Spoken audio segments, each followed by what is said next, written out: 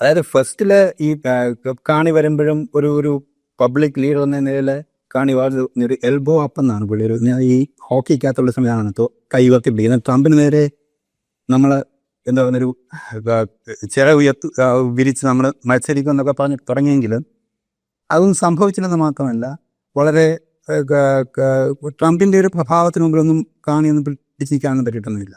പക്ഷെ എന്തുകൊണ്ട് ഈ ടാരിഫ് അല്ലെങ്കിൽ ഇപ്പോഴത്തെ നമ്മുടെ ട്രേഡ് നെഗോസിയേഷൻ കൺക്ലൂഡ് ചെയ്യപ്പെടുന്നില്ലെന്ന് ചോദിച്ചാൽ പ്രധാന വിഷയമുള്ളത് ട്രംപിന് എപ്പോഴും ട്രേഡ് ഒരു ആയുധമാണ്.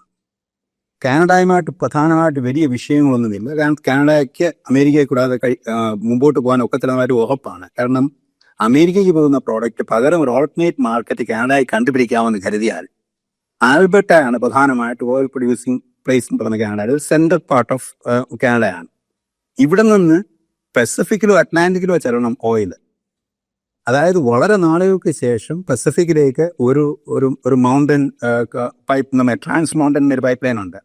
അത് ആകെപ്പാടെ ഒരു 900 മില്യൺ ബാരലോ മറ്റോ 900,000 5.4 മില്യൺ ബാരലാണ് നമ്മുടെ പ്രൊഡക്ഷൻ. അതിൻ്റെ വളരെ ചെറിയൊരു അംശം മാത്രമേ നമുക്ക് എത്തിക്കാൻ കഴിയുന്നുള്ളൂ.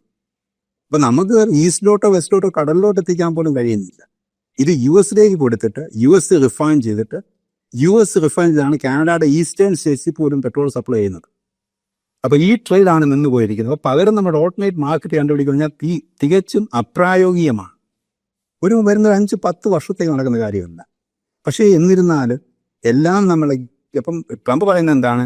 കാനഡയുടെ ഭാഗത്തു നിന്ന് ഫെന്റനോൾ വരുന്നു, മയക്കുമരുന്ന് വരുന്നു, ഇതൊക്കെയാണ് ഈ ടാരിഫ് ഉണ്ടാക്കാനുള്ള വിഷയമെങ്കിലും അതൊന്നും അധികം എത്രമാത്രം സത്യമെന്ന് നമുക്ക് ചിന്തിക്കണം. അതിൻ്റെ സാധ്യത വളരെ കുറവാണ്. അല്പമൊക്കെ എന്തെങ്കിലും ഒരു നീണ്ട ലാൻഡ് ബോർഡർ ഉള്ളത് കൊണ്ട് എന്തെങ്കിലുമൊക്കെ ഇലീഗൽ എലിമെന്റ്സ് കടന്നിരിക്കാം. പക്ഷേ സദേൺ സൈഡുമായിട്ട് കമ്പയർ ചെയ്യുമ്പോൾ വളരെ കുറവ്.